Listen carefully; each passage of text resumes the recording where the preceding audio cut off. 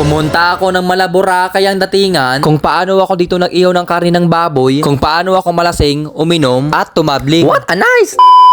Yo! What's up guys? Good morning! Pupunta kami sa Malaboracay ang datingan. Isa sa pinakasikat dito sa probinsya namin. What a nice! Bago pumunta ay bumili muna kami ng mga kakainin at mga kinakailangan. Amazing! May nadaanan nga rin pala kami itong iba't ibang kakanin. But syempre, hindi papahuli ang bida sa lahat. What a nice! Hindi nga nagtagal at agad kami nakarating sa aming tutulugan at titirahan. Buluman jud siya pero wala manggugi.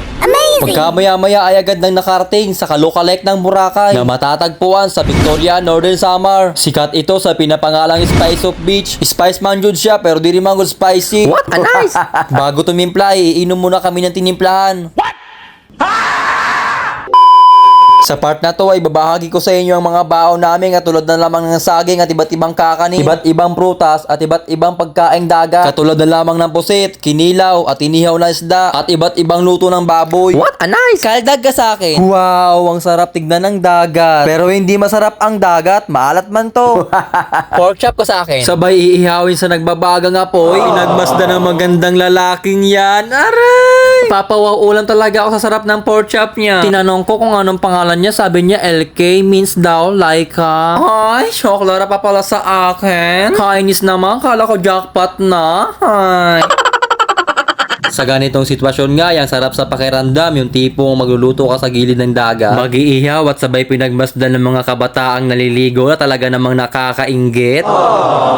Sa part ngang ito ay blue marlin na isda naman ang iihawin. Technique nga pala kami sa pag-ihaw ng isdang ito. Bago isalang sa apoy ay papahiran muna ng pampalasa. Amazing! Gusto ko ngang maligo sa mga oras na ito. Ang lakas kasi makaakit ng dagat na yan. Sobrang ganda. Napakalinaw. Kinilaw ka sa akin. Bago nga sumubo guys ay tumagay muna ako dyan ng Tagayan. What? What?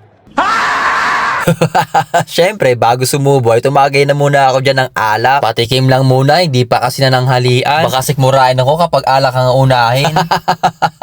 Tamang kondisyon lang muna sa part na ito guys. Kain at eating galing lang muna tayo. Baka kasi malugi, hindi abutin ng madaling araw mamaya.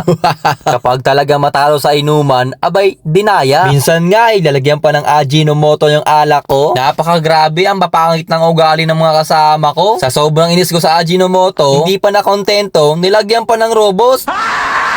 Nakakainis, mga devils talaga minsan ng mga barkada. Ay basta, syempre matalino ako, hindi na mauulit yun. Mas magiging aktibo pa ako.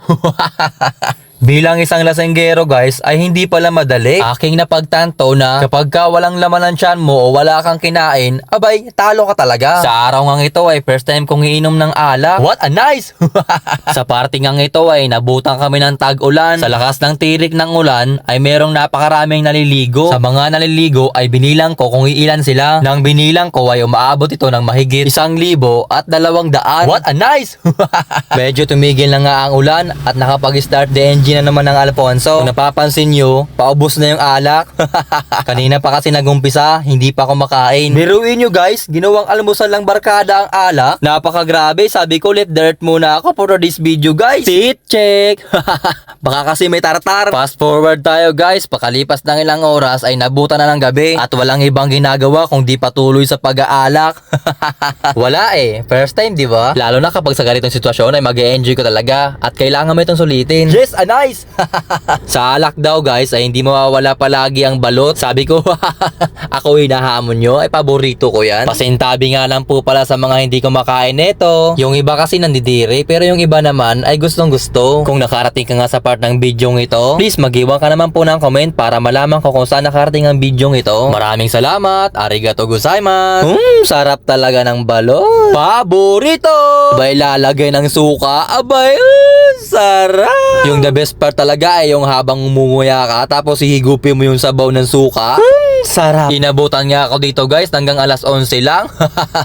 Mahina kasi ako sa inuman. Sabi ko dito yun lang guys. Bye bye!